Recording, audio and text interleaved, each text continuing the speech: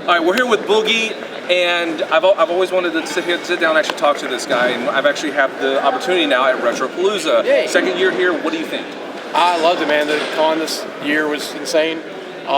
You guys doubled the number of vendors, you doubled the number of people, and it's a completely different experience from last year, because last year I met like everybody in the first day, like first half of the day, and then I got to go out and shop and play games and stuff, and play board games, and this time it was just a constant stream of people wanting to meet me. It was, I mean, it's exhausting, but awesome. YouTube, in a lot of ways, is my medicine for me, because to be able to talk about that and to be able to expose myself to the world and actually have people accept that is really amazing. And I've had anxiety issues, I've had depression, I've had suicidal tendencies, I've had all kinds of miserable stuff. And when I make a Francis video and people hate on that, like I come to expect that, I love that, I want that. But when YouTubers or people that watch YouTube respond positively to me, it's almost surprising still, you know, all this time later.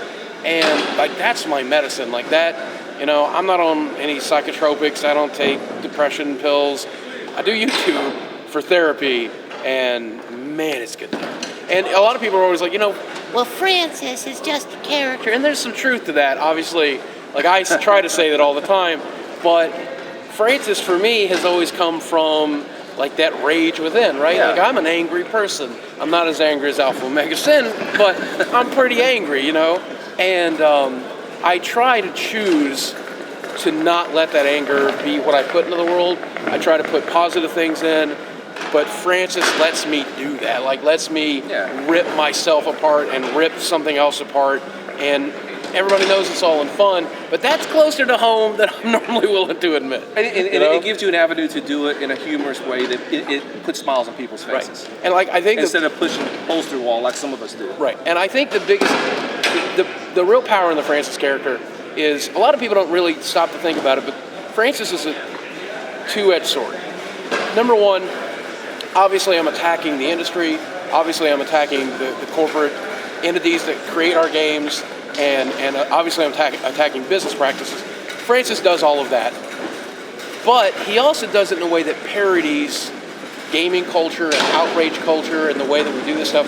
So not only do, you know, most people that are watching this watch the Francis videos because it's funny and Francis is saying what we think and how we feel, but the people in the industry at Blizzard, at Microsoft, at Sony have all told me, well, we watch it too. Even somebody that was from Blizzard here today, Blizzard Austin, is like, Boog, you know, when you made that Diablo 3 video, it was all over the emails, all over the business, because they know I'm also parroting that. We're at a retro convention.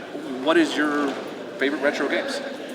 We were talking about this. I think my toss-up between absolute favorite is the NES Final Fantasy, which was so deep and so rich and so detailed. And then probably the NES Legend of Zelda, because those two games, you know, I mean, they exist in the same area, but they're very dichotomous in that Zelda wasn't wordy, wasn't preachy, wasn't as deep, didn't have as many items, but accomplished the same goal of creating a world full of mystery, and like the second quest is phenomenal.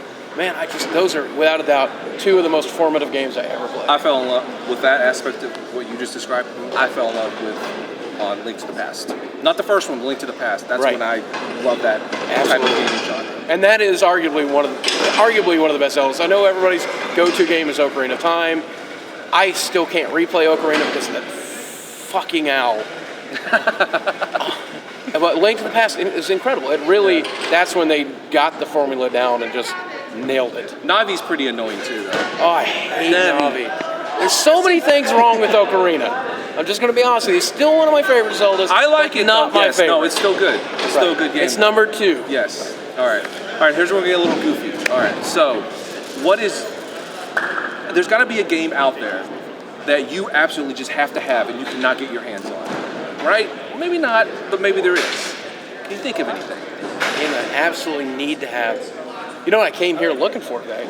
I actually came here looking for an actual original Rob the Robot. I don't even need the system. I don't need the games. I have the system at home. I just wanted an actual Rob the Robot to put on my shelf, to put next to it my retro Rob the Robot amiibo, and could not find one today.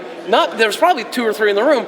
Could not find one today because I couldn't make it to any of the booths. There were too many awesome people. You know, Jay's got 2. Jay. Well, here's my question. Would you shower with 8-Bit Eric to get your hands on a free one? I would not shower with 8-Bit Eric for $1 million. That dude, even as he gets out of a shower, is still disgusting. And consider the source, Eric. I mean, you need to do something about your personal hygiene, dude. Get a shot, get a shot. Where have I ever, shown that I'm gross? Am I stinky right now?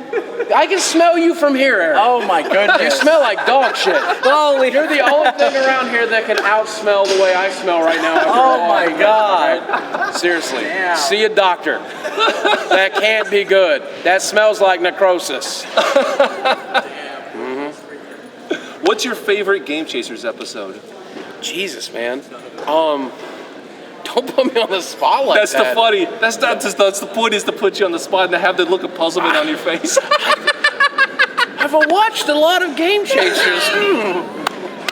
Isn't that show where some giant Norse god and some guy that looks like Julian from the Trailer Park Boys travels the country looking for fucking video games? Isn't that show? And then the occasional dick and fart joke, and then you forget it 5 minutes later. Right. That's it. That was my favorite episode. The one where the Norse god and Julian from Trailer Park Boys found a video game. Okay, I got a question. What's your favorite 8-Bit Eric episode?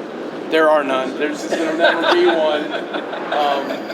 Honestly, I did not even know you were a YouTuber until today, but I still hate you. You still hate me? Yeah. Whatever, you follow me on Twitter. Yes, but that was accidental. I follow Donald Trump. It doesn't mean I like him. Oh my goodness. I just want to see what stupid shit he's going to say today. I'll take Case in point.